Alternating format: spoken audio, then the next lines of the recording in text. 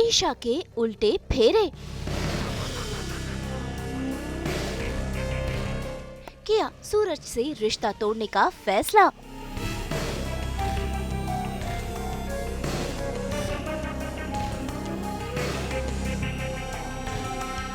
क्या सूरज साबित कर पाएगा अपनी बेगुनाही? दंगल टीवी के सीरियल पति ब्रह्मचारी में कहानी में महा ट्विस्ट आ गया है, जहां सूरज और ईशा का रिश्ता टूटने की कगार पर है। अपनी मां की मौत के बाद ईशा काफी सदमे में है और उसे लगता है कि सूरज ने उसकी मम्मी की जान ली है। ऐसे में उसने फैसला कर लिया है कि वो हमेशा हमेशा के लिए सूरज से अपने सारे रिश्ते तोड़ देगी। और आज वो कर भी कुछ ऐसा ही रही है। भाई सर पर लाल चुनरी ओढ़कर, हाथ में सूरज की तस्वीर लेकर किया है ईशा ने फैसला सूरज संग उल्टे फेरे लेने का और अपनी शादी को तोड़ने का। ऐसे में बाकी घर वाले उसे समझाने की कोशिश कर रहे हैं, लेकिन ईशा वो किसी की सुन नहीं रही और उसने उल्टे फेरे लेने शुरू कर दिए हैं। 7 फेरे लेकर 7 जन्मों का रिश्ता जोड़ता है, लेकिन आज मैं इस तस्वीर के साथ उल्टे फेरे लेकर इस रिश्ते को हमेशा के लिए मिटा दूंगी। ईशा भाभी, प्लीज ये सब मत कीजिए। ईशा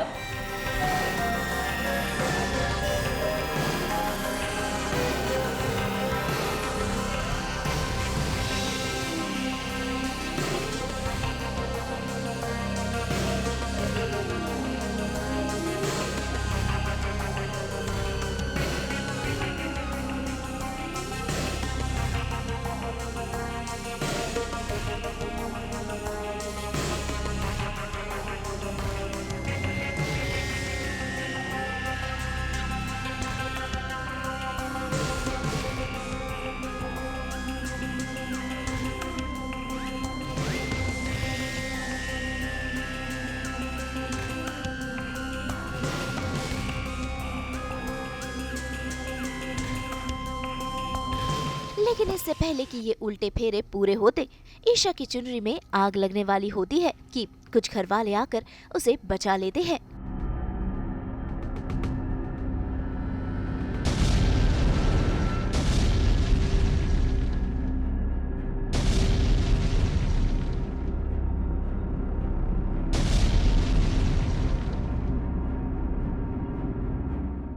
भाई ये तो भगवान की ही मर्जी है कि सूरज और ईशा का रिश्ता ना टूटे, तभी तो ये उल्टे फेरे पूरे नहीं हुए।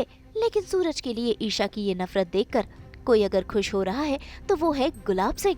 तभी तो देखिए कैसे वो अपनी चिकनी चुपड़ी बातों में ईशा को फंसा रहे हैं और उस पर अपना प्यार बरसा रहे हैं।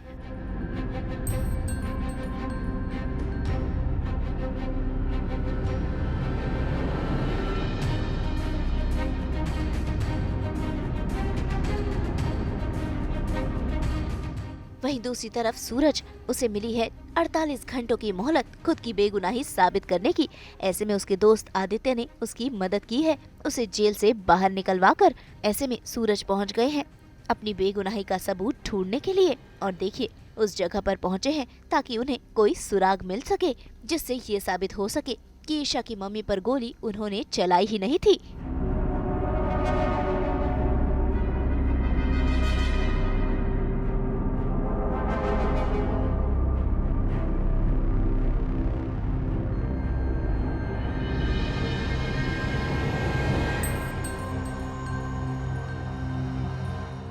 तो बात ये है कि सूरज आ गया है क्राइम सीन लोकेशन पे एंड ये है इसका अवतार जो भी इसने ये पहन रखा है।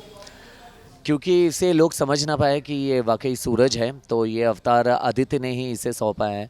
आदित्य आईपीएस ऑफिसर बन गए हैं, ऑडियंस के लिए बताना चाहता हूँ, और आदित्य ने ही इसे मोहलत दिया है चुपके से अपनी मतलब कि अपनी लाइफ और अपनी नौकरी को रिस्क पे रख के कि जा सूरज तेरे पास कुछ घंटे हैं, तू अगर पता लगा सकता है तो तू पता लगा ले कि कौन है वो।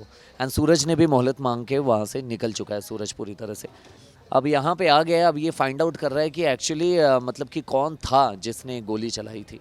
तो ये समझ नहीं पा रहा है कि क्या हुआ था क्या नहीं हुआ था। सारे फ्लैशेस आते हैं एंड उसी फ्लैश के बीच में एक फ्लैश और आता है कि इसे याद आता है कि इसने कुछ ईशा जी को बताया था, और उस बात से ये क्लिक होता है कि जब बंदूक चलती है तो उसका जो शेल होता है, खोखा होता है, वो जगह पे ही गिरती है, अचानक से इसे ट्रिगर होता है।